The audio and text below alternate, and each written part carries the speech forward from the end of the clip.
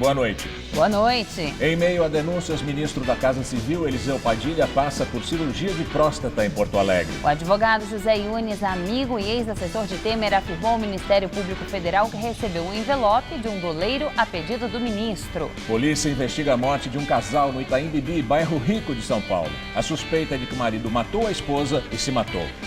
Quadrilha rouba a viatura da Polícia Militar, foge pela rodovia dos Bandeirantes e bate numa carreta. Houve perseguição e tiroteio.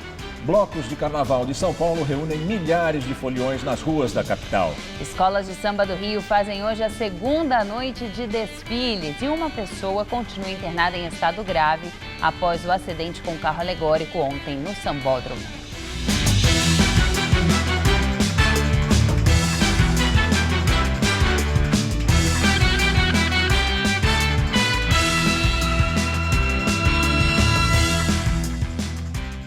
A polícia investiga a morte de um casal no Itaim Bibi, bairro Rico de São Paulo.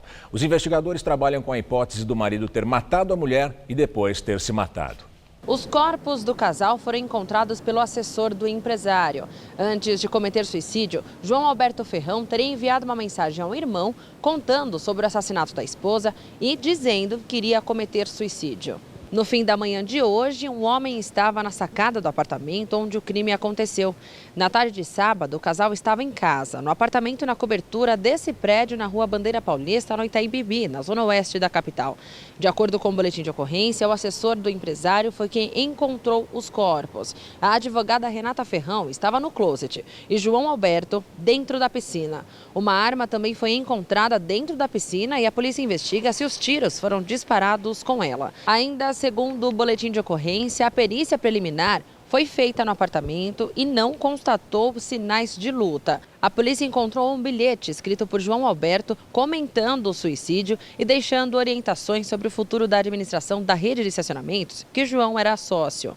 O caso foi registrado como homicídio e suicídio e está sendo investigado pelo 15º Distrito Policial do Itaim Bibi. A assessoria da empresa Rede Parque informou que está em luto e não irá se pronunciar sobre o caso. Em uma das unidades, um funcionário estava trabalhando normalmente e disse que nenhuma orientação foi passada aos funcionários. Quadrilha rouba a viatura da Polícia Militar, foge pela rodovia dos Bandeirantes e só para ao bater em uma carreta. A PM vai instaurar um inquérito policial militar e sindicância para apurar o crime. 4 homens com fuzis renderam policiais em Heliópolis e roubaram uma viatura da corporação. Houve perseguição e tiroteio.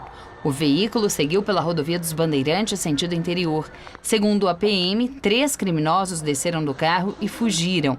Um dos assaltantes continuou na viatura e só parou ao colidir com uma carreta que foi colocada na pista na região de Itupeva. Ele morreu na batida.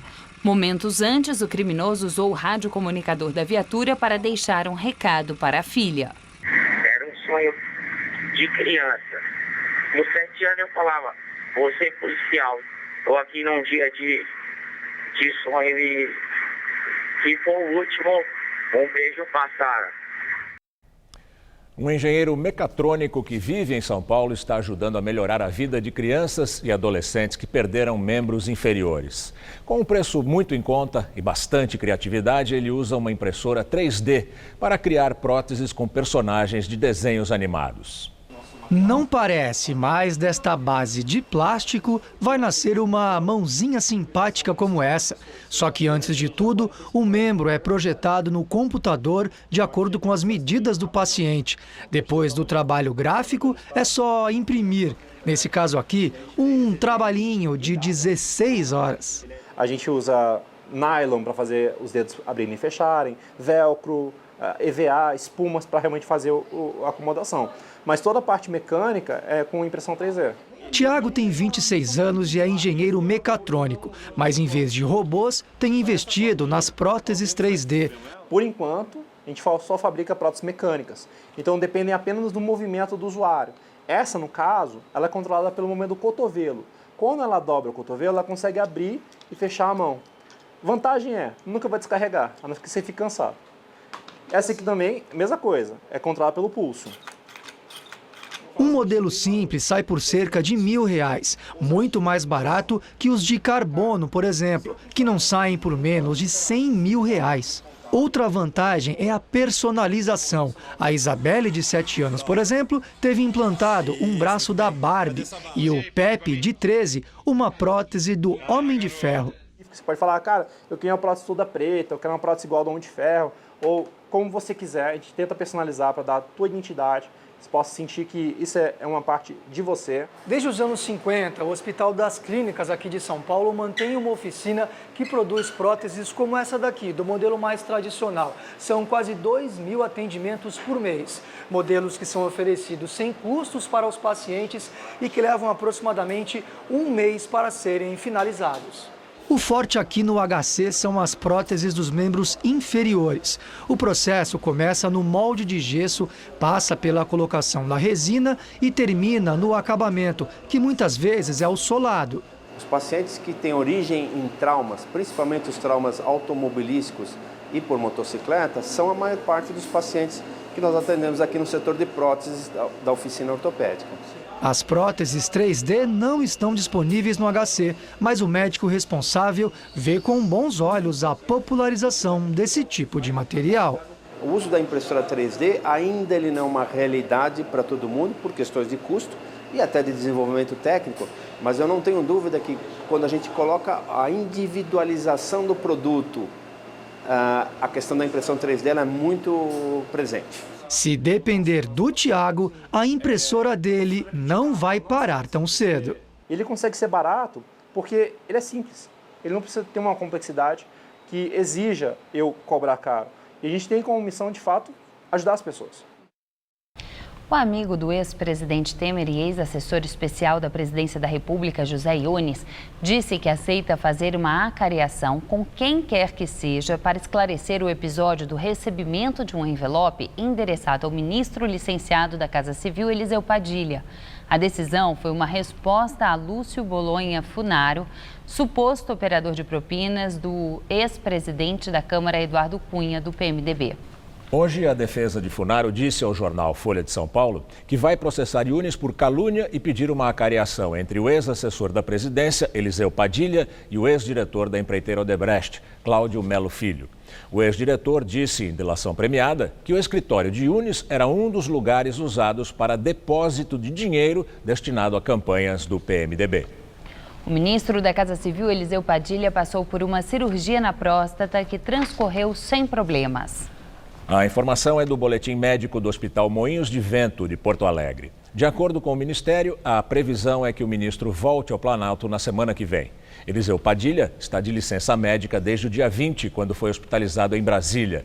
Ele ficou 2 dias internado por causa de uma obstrução urinária. O ministro tem 71 anos e é um dos principais conselheiros do presidente da República, Michel Temer. E agora o comentário de Josias de Souza, direto de Brasília. O Carnaval ofereceu a Michel Temer uma valiosa oportunidade para a reflexão. A quarta-feira reserva ao presidente muitas cinzas. Temer terá de decidir se vai eliminar ou acentuar o contraste que se estabeleceu entre as áreas econômica e política do seu governo. Na economia, Temer celebra os números que apontam timidamente os resultados de uma gestão que tenta tirar o país do buraco. Na política, o presidente tolera e até participa de uma movimentação que aprofunda o abismo moral em que o Brasil está metido. O primeiro dilema que Temer precisa encarar envolve o ministro Eliseu Padilha. Demitir ou não demitir o chefe da Casa Civil, eis a questão. Nos últimos dias, Temer e o ministro Henrique Meirelles, da Fazenda, têm se esforçado muito para convencer os aliados do governo no Congresso e toda a plateia de que a página da recessão foi virada. Os números divulgados pelo IBGE sobre o desemprego recomendam calma.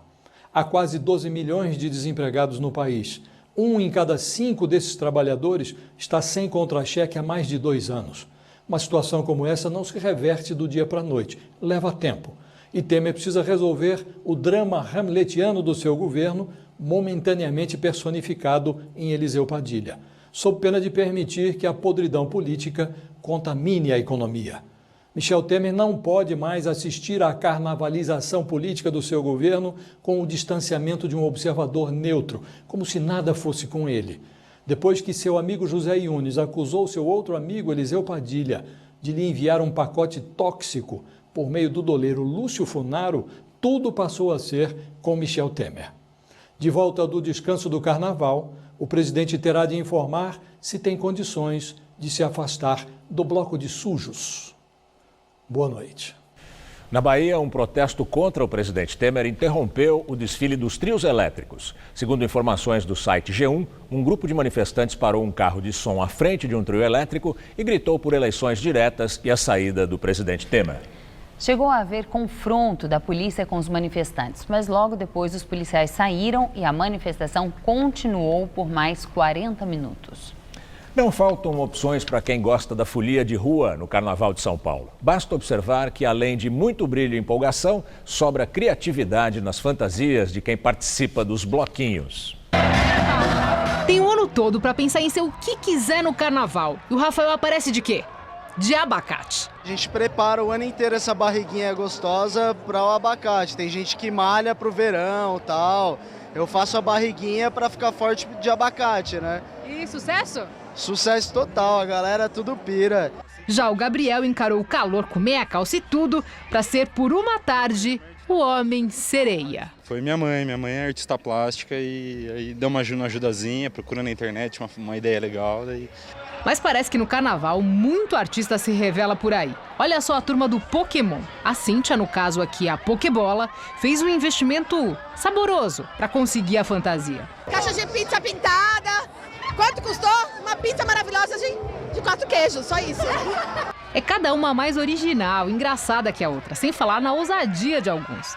E tem gente que investe tempo mesmo nessa história de fantasia. Desde outubro eu já estava com ideias, falando com ele. Falei assim, não, a gente tem que pensar em fantasia boa para esse carnaval, porque cada dia é uma fantasia diferente. É um caso a ser estudado de tanta criatividade.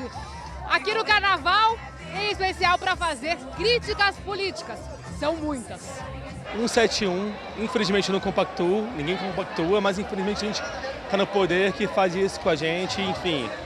Não é que carnaval que todo mundo precisa esquecer de tudo, não. Tem que ter conscientização.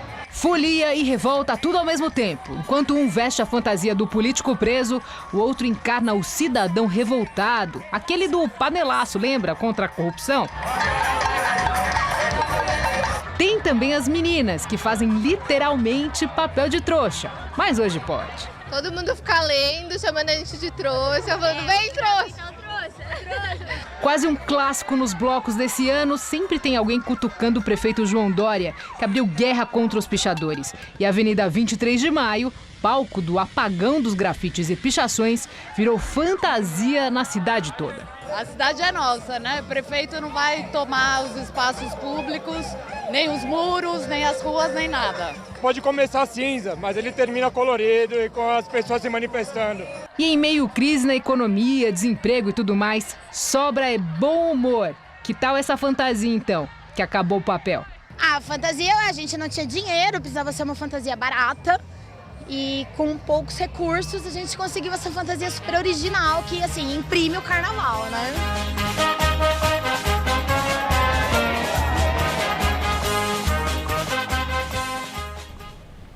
O Carnaval do Brasil é conhecido no mundo todo. O destino principal era o Rio de Janeiro. Mas com o crescimento dos bloquinhos de rua em São Paulo, muitos turistas estrangeiros começam a curtir a folia nas ruas daqui. Sempre que o assunto é carnaval, tem gringo no meio. Alguns dá pra ver logo de cara, outros é o gingado nos pés que denuncia. O músico canadense Charles vem ao Brasil a trabalho 2 vezes ao ano, mas agora veio cair na folia. E ele até arrisca algumas palavras em português. Primeira vez no Brasil no carnaval, não? É a primeira vez. O que você tá achando? Primeiro dia. É muito bom, eu gosto. A festa brasileira, conhecida no mundo todo, encanta até essa chinesinha de 10 anos. O que você mais gosta de fazer no carnaval? Brincar! No ano passado, cerca de 40 mil gringos curtiram o carnaval aqui em São Paulo. Nesse ano, a expectativa é que a quantidade de blocos aumente cerca de 30%. E quanto mais folia, mais estrangeiros por aqui. E a nacionalidade não importa, porque o que essa galera quer mesmo é paquerar. No grupo com outros 3 amigos alemães, Johannes conta que veio para o Brasil aproveitar a grande festa. O argentino Juan Pablo conta que na hora da folia não tem rivalidade entre Brasil e Argentina. Ele veio para curtir o carnaval pela primeira vez e já está pensando em casamento. Me encanta las morenas, porque allá en Argentina no hay. Así que quero casar-me acá e quedar-me acá para sempre. Eu sou da lira, não posso negar. Vou abrir alas que eu quero passar. Vou abrir alas que eu quero passar. Na primeira noite de desfiles no Rio de Janeiro, as 6 escolas do Grupo Especial levantaram, como se diz, o público na Marquês do Sapucaí. Logo na abertura, um acidente grave. O desfile da Paraíso do Tuiuti foi marcado pelo atropelamento de mais de 20 pessoas por um carro alegórico. A escola abordou o movimento antropofágico modernista e o tropicalismo, entrando na Sapucaí com muitas cores da fauna e da flora brasileiras. A segunda a desfilar foi a Grande Rio, que levou a cantora Ivete Sangalo na coreografia da comissão de frente. A cantora baiana foi o tema da escola. Hoje é dia de Ivete. Depois foi a vez da Imperatriz Leopoldinense, que teve como grandes estrelas os indígenas do Xingu. Clamores por direitos e sustentabilidade estavam na letra do samba. A Vila Isabel foi a próxima. A escola contou a influência da cultura negra em ritmos que conquistaram o continente americano, como o próprio samba, o blues, o soul, o rap e o hip hop. Depois, entrou a Salgueiro, com alegorias grandiosas que começaram no inferno e percorreram o caminho da Divina Comédia em direção ao céu. A escola levou para a avenida alas que misturavam o carnaval em sua forma mais clássica, mas com um tom aterrorizante, ao tradicional vermelho da escola.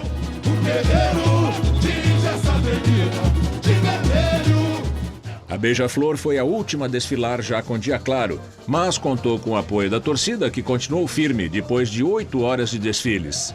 A Beija-Flor recontou a história de Iracema. Outras 6 escolas completam a festa hoje à noite. São Clemente, Mocidade, Unidos da Tijuca, Portela e Mangueira.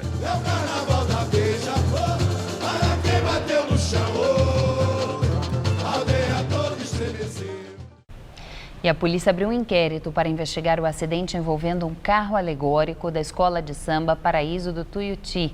20 pessoas ficaram feridas, 3 continuam internadas, uma em estado grave. Um dos carros da escola perdeu o controle e prensou pessoas na grade que separa a pista da arquibancada. Alguns feridos ficaram presos nas ferragens e bombeiros tiveram que serrar a grade. De acordo com a Secretaria Municipal de Saúde do Rio, 3 pessoas estão internadas no Hospital Souza Aguiar. Outras vítimas que foram levadas para o Hospital Miguel Couto já receberam alta. A perícia preliminar feita no carro alegórico não apontou problemas mecânicos, mas uma outra perícia vai ser feita. Em nota, a escola Paraíso Tuiuti lamentou o acidente e disse que se prontifica a esclarecer as causas assim que forem apuradas. A escola também afirmou que está dando toda a assistência necessária às vítimas. O motorista Francisco de Assis Lopes, de 53 anos, que dirigia o caminhão da escola Paraíso do Tuiuti, envolvido no acidente da Sapucaí, disse que não teve culpa pelo acidente. Ele prestou depoimento e pediu desculpas aos feridos. Os filhos do motorista disseram que o acidente foi provocado por imprudência da escola de samba e que o pai não sabia que uma roda do carro estava quebrada e nem que o carro seria acoplado a outro, que tampou sua visão na hora dele dirigir. A apuração para definir a escola campeã do Carnaval do Rio vai ser na quarta-feira, às 3h30 da tarde. Carnaval 2017, criatividade, polêmica e confusão marcaram os 2 dias de desfile das 14 escolas de samba do Grupo Especial em São Paulo. Na sexta-feira, a primeira a entrar na avenida foi a Tom Maior. A escola homenageou Elba Ramalho. A cantora paraibana foi coroada rainha, a Flor do Nordeste. A segunda foi a Mocidade Alegre, com 50 anos de tradição e em busca do 11º título, com o samba enredo A Vitória Vem da Luta, a Luta Vem da Força e a Força da União.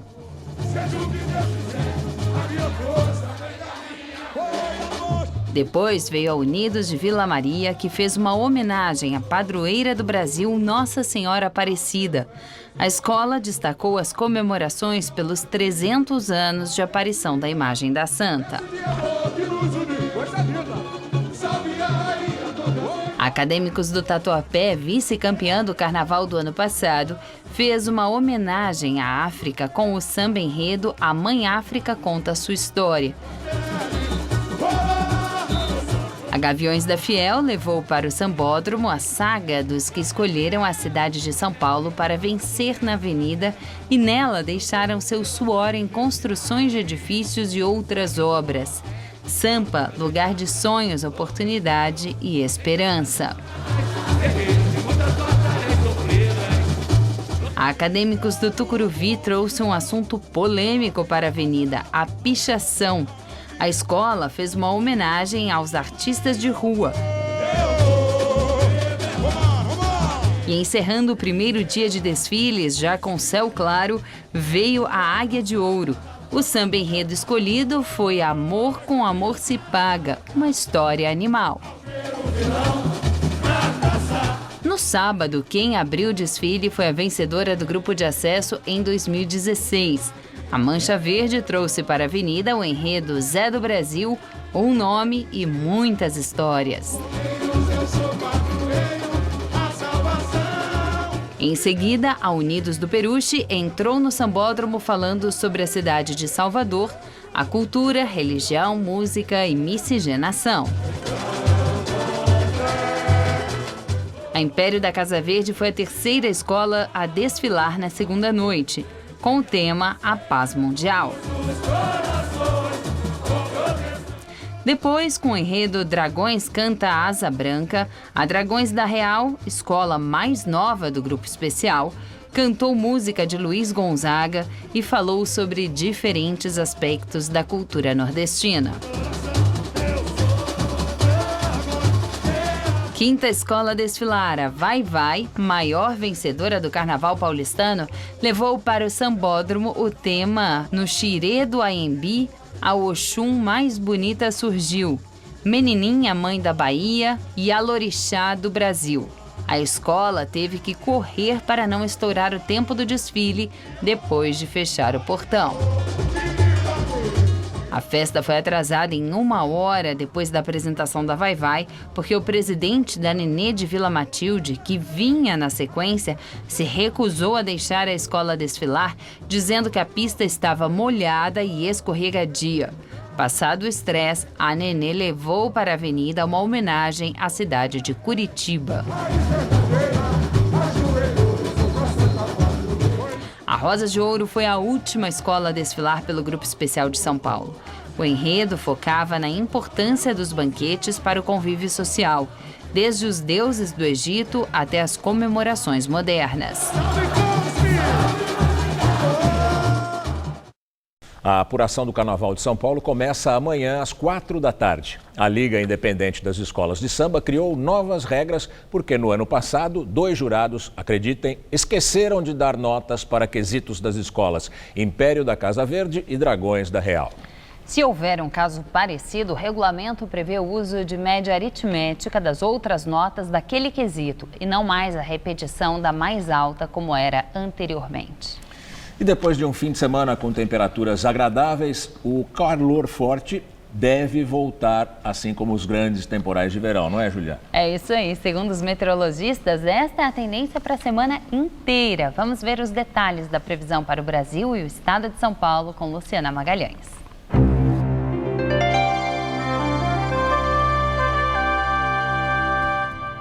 A terça-feira será de sol com pancadas de chuva isoladas, principalmente à tarde, na maior parte do país.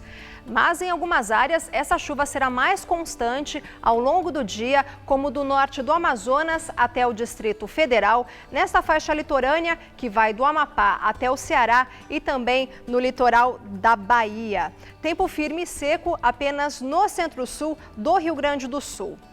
O calor continua, mas em locais mais chuvosos a temperatura fica mais baixa, como é o caso de Belo Horizonte, que amanhã terá máxima de 27 graus. Em Brasília também, máxima de 25 graus. Já em Aracaju, mais calor, com máxima de 33 e em Florianópolis, máxima de 31 graus. Em São Paulo, a temperatura volta a subir ao longo desta semana. E o tempo fica típico de verão em todo o estado. Sol, calor com pancadas de chuva isoladas a partir da tarde. No centro-oeste, máxima amanhã de 31 graus em Araçatuba. Já na porção norte do estado, máxima de 32 graus em Ribeirão Preto. E no litoral, máxima de 31 graus. Na capital, o risco de temporais à tarde continua e a temperatura sobe gradativamente. Amanhã, aqui na capital, máxima de 31 graus. Na quarta, máxima de 33 e na quinta-feira, máxima de 32 graus. O governo da Coreia do Sul acusou integrantes do governo da Coreia do Norte de participação na morte do irmão do ditador Kim Jong-un. Segundo o Serviço de Inteligência de Seul, pelo menos 4 espiões norte-coreanos com ligação direta com o Ministério da Segurança Estatal estariam envolvidos na morte de Kim Jong-nam no último dia 13, no aeroporto de Kuala Lumpur, na Malásia. O governo malaio não acusou diretamente Pyongyang pela morte de Nam, mas continua com as investigações sobre a morte. Mais detalhes do relatório de autópsia do meio-irmão do ditador coreano mostraram que Kim Jong-nam demorou entre 15 e 20 minutos para morrer, depois de ser envenenado com agente químico VX, uma arma química de destruição em massa altamente letal. A primeira proposta de orçamento do presidente americano Donald Trump sugere aumento histórico de gastos para a defesa do país. A proposta de Trump prevê um investimento de 54 bilhões de dólares, valor 10% maior do que todos dedicados a esse departamento na história americana. Trump disse que pretende usar os recursos de forma eficiente, principalmente no combate a crimes violentos e forças terroristas. O investimento no programa militar vai significar também cortes em outros setores, como os fundos de ajuda a outros países e o sistema de saúde, entre outros. Com pouco mais de um mês de governo, Donald Trump continua enfrentando uma alta rejeição entre os americanos. Uma pesquisa da rede de TV NBC com The Wall Street Journal mostrou que 48% deles reprovam a atual administração e 44% aprovam. 8% dos entrevistados não responderam. Um aposentado de Guarulhos decidiu ocupar o tempo com um hobby diferente. Começou a cobrir com mosaicos de azulejos os muros da própria casa. Hoje, a arte do seu Quinho já tomou conta de uma rua toda.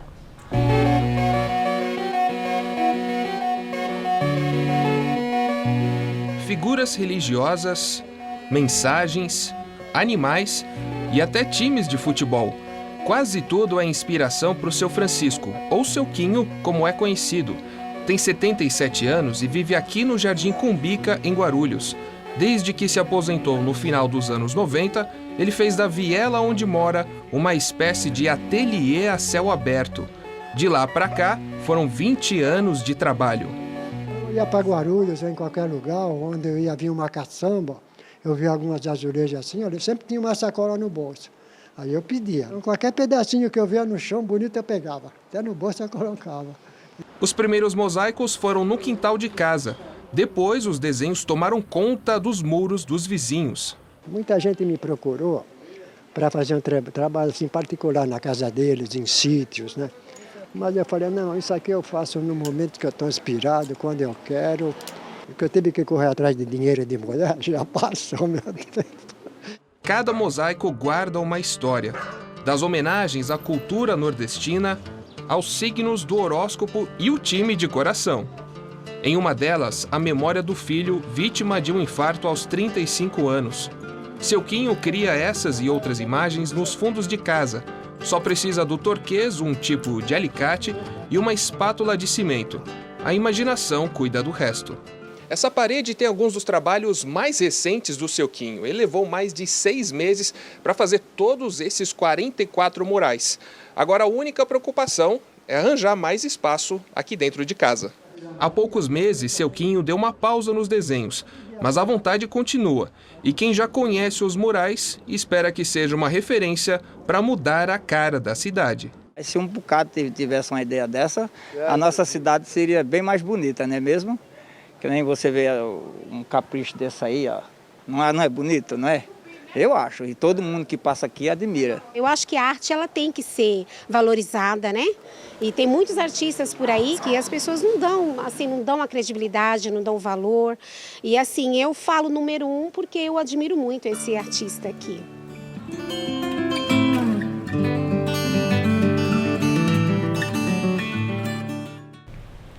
A primeira ferrovia construída em São Paulo comemora 150 anos em 2017. A SP Santos Jundiaí teve um importante papel para a época de ouro do café. Os trilhos de ferro podem dizer muita coisa. A SP Santos Jundiaí, batizada oficialmente de São Paulo Highway, foi a primeira ferrovia construída no estado e a segunda do país. Feita com recursos do governo inglês, começou a ser construída em 1860, mas só depois de 7 anos foi inaugurada com 159 quilômetros de extensão. A ferrovia ficou sob concessão inglesa até 1946 e trouxe um grande desenvolvimento para a capital e também para o interior. O Complexo FEPAS, em Jundiaí, aproveitou o aniversário de 150 anos da ferrovia para contar essa história com fotos e objetos.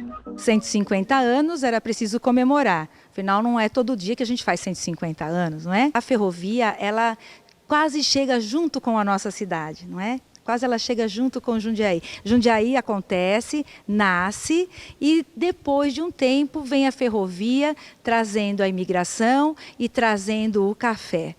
O ex-ferroviário Egas Vieira dedicou 25 anos à profissão, todos na SP Santos Jundiaí. Foi uma coisa marcante, uma coisa que a gente fica no coração da gente. A ferrovia, na época que fazia o transporte de tudo nesse país, era feito por ferrovias. E eu, graças a Deus, fiz parte dessa história.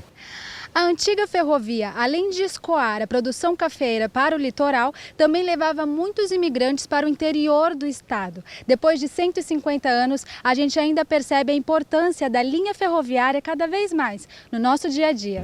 Hoje o trecho é controlado pela CPTM e pela empresa MRS.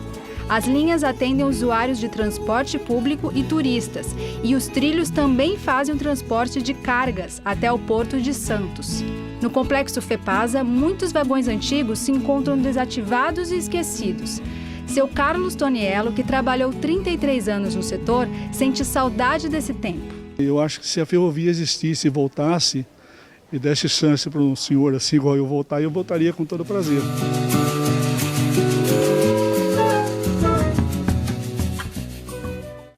Depois da confusão na premiação do Oscar e da confirmação de que o grande vencedor era Moonlight, o público lotou as salas de cinema para ver o filme. Fila na porta do cinema para ver Moonlight.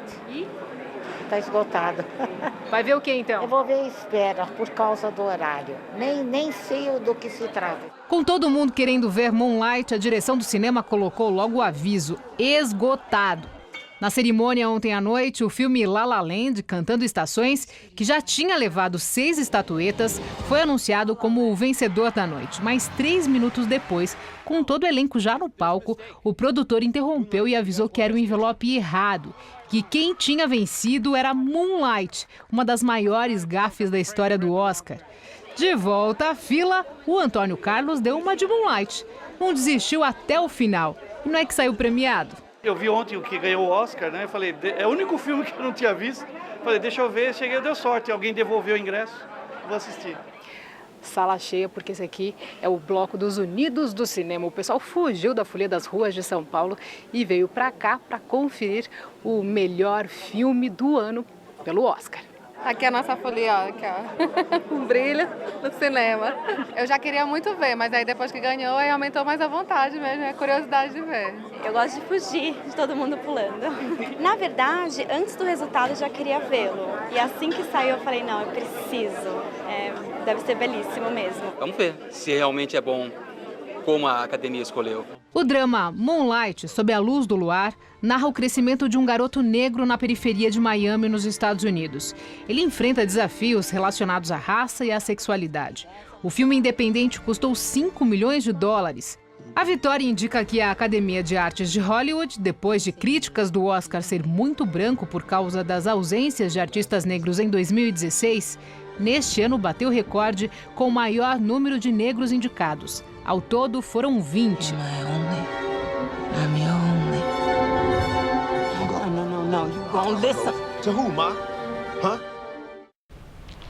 Vamos agora à entrevista do dia hoje com Rodolfo Gamberini.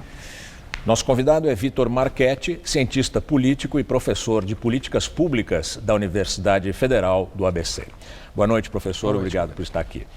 Professor, o governo Temer tem no Congresso uma maioria que praticamente nenhum governo anterior a ele, desde a Constituição de 88, teve.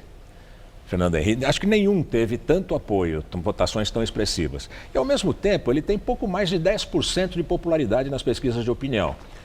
Por que essa diferença entre o apoio parlamentar e o apoio popular? Em condições normais, um presidente da República tem muitos instrumentos, vamos dizer assim, para estimular a cooperação do parlamento. No caso do governo Temer, isso aconteceu com o Fernando Henrique, isso aconteceu com o Lula, Dilma é vista como uma pessoa que gerenciou mal esses mecanismos e deu no que deu. E no governo Temer a gente tem uma conjunção realmente interessante, porque ele tem um apoio do parlamento, que é de fato um apoio estrondoso, conseguiu agora recentemente, avassalador. Fez a presidência da Câmara, fez a presidência do Senado com muita facilidade, tem conseguido passar todas as suas indicações para ministros do STF, a troca de ministério. Não importa muito o currículo de quem quer que seja. Com polêmicas bastante agudas. Alguns denunciados.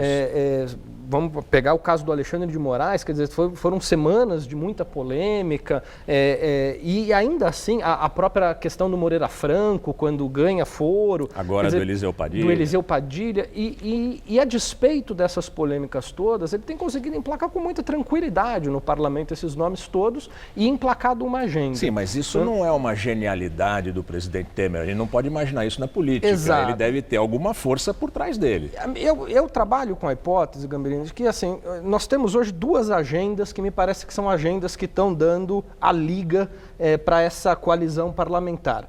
A primeira delas é a agenda que eu diria a agenda do mercado, a agenda dos agentes econômicos. Do mercado financeiro. Do mercado financeiro especialmente. Quer dizer, você pega a equipe econômica que o governo Temer conseguiu montar. Os banqueiros estão unidos. É uma equipe econômica das mais coesas que a gente já teve na história de 88 para cá, quer dizer, pegando vários setores, BNDES, os bancos públicos, Fazenda, Banco Central, quer dizer, é uma estrutura, um núcleo duro de economia, de política macroeconômica, que tem dado o tom da vontade desses agentes econômicos. Do ponto de vista político, tem uma outra agenda, que é a agenda, para usar a expressão, do estancar a sangria, claro. Que me parece que é uma agenda... Frase do Jucá, frase do Jucá, vamos estancar a sangria.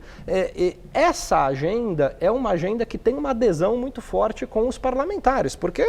Salve-se quem puder. Se nós pegarmos as delações e os desdobramentos dessas delações, estão todos nesse barco.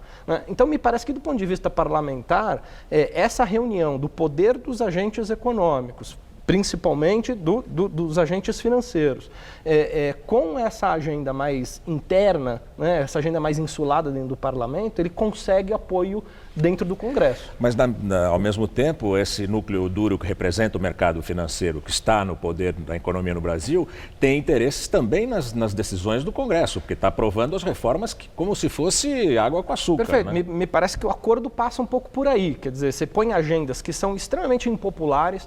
Não é à toa que o presidente Temer tem dito reiteradamente que ele não se preocupa com a questão da popularidade, que ele vai aprovar agendas impopulares, porque é necessário para país. Eu já ouvi ministros dizendo, olha, precisamos fazer reformas, é como tomar uma injeção, é muito dolorido, mas é necessário. Quer dizer, me parece que o argumento é exatamente fazer os interesses dessa agenda do mercado, aprovar essa agenda que é extremamente impopular, tira direitos do trabalhador, tira dinheiro do trabalhador, vamos pegar tira a aposentadoria. Da Previdência, da reforma trabalhista, que são as próximas duas agendas, Quer dizer, o primeiro semestre vai estar marcado por essas duas agendas que são extremamente impopulares, Vai mexer em questões muito sensíveis. Com uma economia que não tem dado sinais ainda muito contundentes de crescimento, Quer dizer, temos a inflação, está voltando para o centro da meta. Como dizem os otimistas, ela despiora. Ela despiora, perfeito. É uma imagem muito boa. Agora, então veja, do ponto de vista popular, essas agendas elas tendem a alimentar ainda mais a impopularidade do governo, mas ele se sustenta porque ele está lá ancorado em agentes importantes do ponto de vista político, que são os próprios parlamentares. O grande teste é saber como que o governo vai se comportar quando a sociedade civil começar a se mobilizar contra as medidas desse governo. Não sabemos em que direção vão essas manifestações. De que setores surgiriam essas? Porque a esquerda parece estar muito apagada, muito alijada do jogo nesse momento, né? Veja, a gente já tem uma manifestação chamada por grupos como o Vem Pra Rua, o MBL, que foram os movimentos centrais, longe de ser de esquerda. Que foram os movimentos centrais para o impeachment, e é curioso, porque eles dizem o seguinte, olha, vamos chamar uma manifestação contra a corrupção, a favor da Lava Jato, mas em hipótese nenhuma consideram o Fora Temer. Né? Quer dizer, várias dessas lideranças têm colocado, o Fora Temer não está na nossa agenda. E é curioso porque me parece que o Temer, por um lado, faz a agenda de boa parte desses grupos, que é a agenda do capital, né? Que é a agenda da redução do Estado, da reforma do Estado. Então há uma encruzilhada também para esses movimentos, porque ainda que elas tenham essa agenda de combate à corrupção, há uma agenda também desestatizante do país, né? Há uma agenda também de privatização do país. No que diz respeito ao petróleo, você acredita? Do que diz respeito, principalmente a commodities. Exatamente. Quer dizer, são questões que a gente está lidando com bens de capital que têm ressonância internacional. Quer dizer, a gente não está falando só de agentes de mercado que atuam dentro do país, a gente está falando de agentes de mercado que têm capilaridade internacional. Portanto, o jogo é um jogo jogado num nível bastante de cachorro grande. Né? Então eu vejo que assim, o próprio fato desses movimentos saírem às ruas a favor da Lava Jato, mas preservando o governo Temer, me parece representar bem essa encruzilhada. Ao mesmo tempo que eles carregavam uma bandeira contra a corrupção, de moralizar a política brasileira, eles apoiam a agenda que atualmente esse governo, que está estancando a sangria, está tocando. Então, esse é o paradoxo que me parece que a gente vai enfrentar aí no ano de 2017. Você falou do ano de 2017. Como é que nós vamos chegar a 2018? Tendo esse panorama agora, como ele deve evoluir até 2018? Olha, eu acho que uma das marcas aí, piores do cenário brasileiro é o nível de incerteza que as coisas tomaram por aqui. Se nós olhássemos para a política brasileira 10 anos atrás, a gente conseguia fazer algumas apostas com um pouco mais de segurança do ponto de vista eleitoral. A gente teve de 94 até 2014... PT e PSDB dominando bastante o mercado eleitoral. Os dois se apoiando no PMDB. Exatamente, mas de alguma maneira quem lançava candidatos, quem apresentava candidaturas robustas para o eleitorado, eram esses dois partidos. Então é um mercado político, né? O mercado partidário, extremamente fragmentado, mas ele vinha numa direção de um pouco de coordenação, exatamente, dava para entender. Eu acho que o que a gente tem a partir da eleição de Dilma e de todos os desdobramentos dessa última eleição, culminando no impeachment, é um nível de incerteza em relação à política brasileira que poucas vezes a gente teve registro na história. Não dá para fazer aposta, sequer assim, o PT vai sobreviver até 2018, né? O PSDB vai estar com fôlego de lançar uma boa candidatura em 2018? Uma coisa que dá para imaginar, observando a história recente dessa disputa política, é que há uma grande aversão pelo político. Há uma idolatria do gestor, do empresário, como se eu administrar uma empresa, seja lá do que for, de lobby, por exemplo, seja a mesma coisa que governar uma cidade ou um estado. Pois é. Então, não há um pouco de misticismo nisso? Não, completamente. Eu acho que esse é um dos elementos que torna esse nível de incerteza que a gente tem vivido na política brasileira ainda pior. Porque me parece que o rumo que nós estamos tomando é exatamente essa lógica do discurso contra a política, contra o político. E por vezes, e a gente assistiu isso, por exemplo, na eleição de São Paulo. Quer dizer, se faz o uso do não sou político, politicamente. Claro. Quer dizer, isso estudadamente natural. Né? Exatamente. Quer dizer, é uma marca que se vende. Quer dizer, eu não sou como os outros. A despeito da pessoa ter tido uma trajetória no mundo da política, porque o setor público, o setor privado, esses interesses se confundem, né? Apesar da pessoa passar por esses estágios nas relações com os políticos, passa a ser vantajoso vender a imagem de que eu não sou o político. Né? E ao mesmo tempo que gera credibilidade para esse tipo de candidato, tem mais um perigo. candidatos como Bolsonaro, por exemplo, tem 9% hoje nas pesquisas, por volta de 10% dos votos, o que é uma loucura. Perfeito, porque veja, é o fenômeno do freelancer, né? Quer dizer, ou aquilo que a gente costuma chamar na ciência política do outsider. Ou seja, momentos como o que o Brasil está vivendo, ele favorece muito o surgimento de outsiders, que nada mais é do que um aventureiro. Claro. Quer dizer, aquele que não tem aproveita a onda. Exatamente, ele não tem muita história, não tem muito zelo com as estruturas institucionais. Não é que eu estou dizendo que os partidos políticos no Brasil vivem numa maravilha, não é, a gente... todas as críticas do mundo. Nós sabemos. Né? Mas não há democracia no planeta que consiga sobreviver sem partidos robustos. Não há democracia no planeta que consiga sobreviver com líderes partidários ou líderes políticos que se apresentem contra os partidos e contra a política. Porque a gente precisa de mais políticas e mais partidos, né? Os fortalecendo. Mas daqui a algum tempo você volta ao Jornal da Gazeta para a gente analisar de novo se 2018 está um pouco mais claro na sua bola de cristal. Perfeito, Gabriel. Obrigado. Boa noite. Boa noite. Juliana. A Ford anunciou que mais de 9 mil veículos modelos EcoSport, K e K+, têm defeito nos cintos de segurança que colocam em risco a segurança dos passageiros no caso de colisão. Todos esses carros saíram da fábrica nos 2 últimos meses do ano passado. A Ford vai substituir os fechos dos cintos de segurança defeituosos, o que deve levar cerca de 2 horas.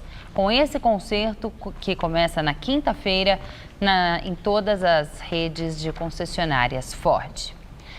O Festival do Amor, ou Carnaval da Diversidade, aconteceu hoje na Praça da República, no centro de São Paulo. O objetivo do bloco foi chamar a atenção da população contra o preconceito e a homofobia. A programação do dia começou com uma partida de gameada. Lésbicas, gays, bissexuais, transexuais e travestis. Cada jogador voltou a ser criança. A gameada é um momento de reunião dos LGBTs todos, de todas as partes da sigla, para jogar, para ocupar os espaços públicos e para mostrar que a gente existe. A música alta animou os foliões, afinal é carnaval, mas o Rafael deixou bem claro que a folia não é sinônimo de bagunça não, e vestiu literalmente a camisinha. Ação muito importante que a gente está fazendo aqui, que é conscientizar o momento mais importante, um dos momentos que o índice aumenta é onde a gente tem que trabalhar, né? Blocos tradicionais que reúnem o público LGBT se uniram no Love Fest, o Festival do Amor. Entre as apresentações, a cantora Gretchen era uma das mais esperadas. Aqui você vê que todo mundo respeita todo mundo. Em outros blocos você vai, a pessoa já fica te encarando de forma ruim, aqui é só amor. E já que é para celebrar o amor, quem veio participar do bloco acredita que prova de amor mesmo é respeitar a diversidade. A Luana é hétero e fez questão de levar a família inteira para o bloco, inclusive os filhos de 5 e 12 anos. A importância disso é para eles já verem que o mundo é diversificado, entendeu? Para sem preconceito, sem nada, para todo mundo junto se divertindo.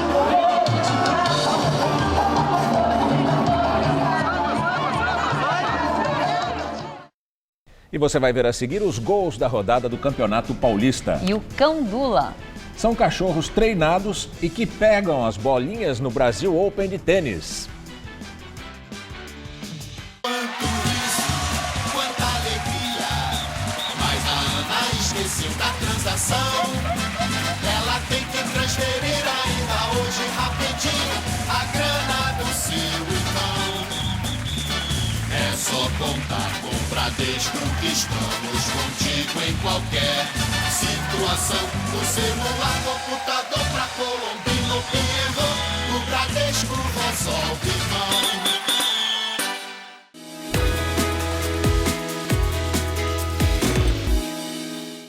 Eu não comecei no jornalismo, mas eu era comunicadora, eu fazia palestras. Então foi aí que eu descobri que tinha aptidão e interesse para o jornalismo. Escolher uma faculdade naquela altura do meu campeonato não era fácil. Eu tinha ali um nível de exigência, eu queria algo mais. E eu descobri a Faculdade de Jornalismo da Casper Libero, que era muito conceituada pelos resultados conquistados nesses anos todos. As habilidades necessárias para o exercício da função, eu precisava aprender de uma forma sistematizada com professores qualificados. E isso eu consegui na faculdade, aqui na Casper. Por isso, Eu sou o Casper. Somos todos Casper. O que um bom time tem que ter? Espero que a gente acerte pelo menos um. Não importa a hora que eles vão jogar, né? Tem que ganhar. É a chance real de brigar por um título.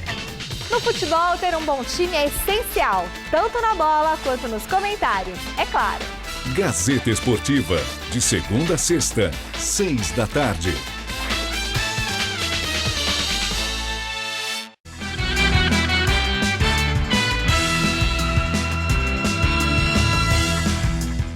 Agora as notícias do esporte com Juliana Verbone e Celso Cardoso. É do Corinthians a melhor campanha do Paulistão. Palmeiras e Santos também venceram na rodada. Já o São Paulo, Celso. Juliana, a vida do São Paulino não tá fácil não. O São Paulo vacilou de novo. Depois de estar vencendo o Novo Horizontino por 2-0, cedeu empate nos instantes finais. Já Santos, Palmeiras e o Corinthians se deram bem na rodada. Destaque para o gol de Borja, logo na estreia, e para o time de Fábio Carille, que derrubou um invicto, ou melhor, o último invicto do Paulistão. Em Mirassol, Zé Roberto recebeu na intermediária, limpou o zagueiro Pablo e soltou a bomba para fazer 1-0. Ainda no primeiro tempo, Pablo apareceu de novo, aproveitou a confusão na área e deixou tudo igual, 1-1. Antes do intervalo veio a virada do timão. Após o cruzamento de Jô, Casinha arriscou uma bicicleta e a bola sobrou para Maicon marcar 2-1. No segundo tempo, aos 36 minutos, o Mirassol deixou tudo igual com Xuxa cobrando falta. Mas aos 38, Guilherme Arana colocou na área.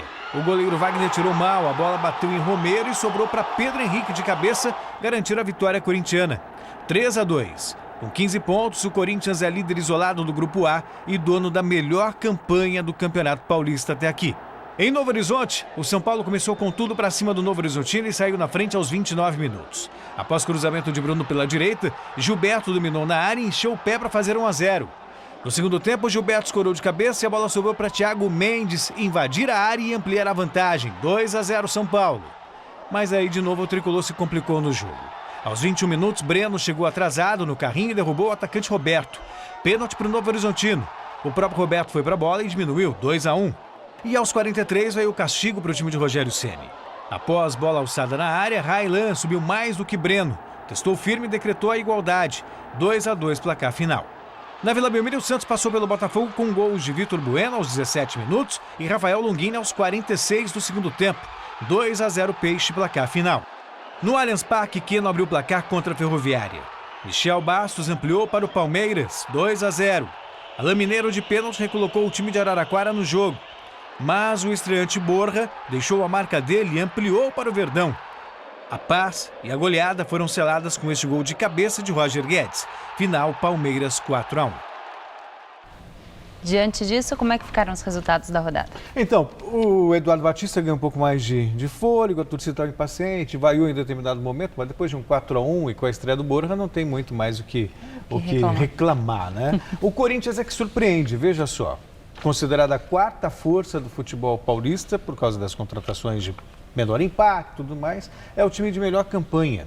E hoje, mais uma boa notícia para o corintiano. A torcida do Corinthians não para de crescer. Segundo pesquisa da Datafolha, o Corinthians tem o mesmo número de torcedores que todos os outros somados. Palmeiras, Santos, São Paulo e o Flamengo, que ainda tem 2% de torcedores em São Paulo. Uma soberania absoluta, né, Sem esse dúvida, quesito. pelo menos está se transformando no time de maior torcida. Quer dizer, já é, né? Mas está ampliando essa vantagem. Com certeza. Celso, me conte sobre esses vira-latas que moram numa ONG para cães abandonados. Como é que é isso? Pois é, Dexter, Pretinha e Cindy são cães Dula. Cachorros que foram contratados para pegar as bolinhas do Brasil Open de tênis, que começou hoje no Clube Pinheiros, em São Paulo. Não é só na cor do pelo que essa duplinha aí se parece. Dexter e Cindy são cães sem raça definida que cultivam, digamos, o mesmo amor pelo esporte. Anima eles, olha a bolinha, vamos correr, vamos brincar, e aí eles entram na brincadeira. Mas a estrela do time é a Pretinha. Haja desenvoltura para pegar a bolinha. Só que antes de chegar ao estrelato, esses animais tiveram um passado bem difícil. Eles apareceram nesse local já famintos, já com sarna, magros, doentes. Mas eles viraram o jogo. Os 3 cachorros que vivem em uma ONG da região de Sorocaba, interior de São Paulo, foram escolhidos para serem cão-dulas. Isso mesmo, gandulas do torneio Brasil Open de tênis, o maior e mais importante do país. No ano passado, com outra formação, o time roubou a cena até dos jogadores e foi assunto da mídia internacional. Os veterinários não têm dúvidas que esse já é um instinto dos cachorros. Ir, pegar a bolinha, trazer de volta para quem a jogou. Agora, o grande desafio vai ser dosar essa atividade que para os cães é muito corriqueira, para que eles façam exatamente nos momentos certos da partida. Os cães ficarão a postos para entrar em quadra entre um ponto e outro e levar a bolinha para um dos treinadores, que ficará do lado da rede. Uma parada dura, ou nem tanto. A recompensa é a própria bola mesmo, né? A gente não dá nenhuma recompensa ou sim, é deles. A gente joga e eles trazem de volta. As estrelas do tênis que se cuidem. Os cão-dulas têm tudo para ganhar os holofotes e os corações do público. Para que as pessoas abram o coração e vejam que tem cachorro também tão legal, que não tem raça ou tem raça, mas que ele é tão legal e que ele pode ser um companheirão.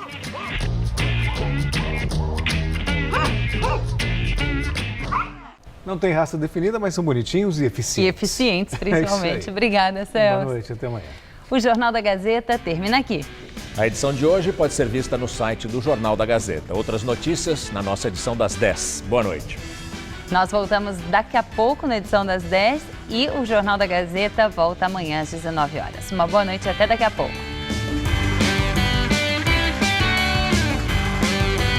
Conheça a arte marcial russa Sistema no Todo Seu.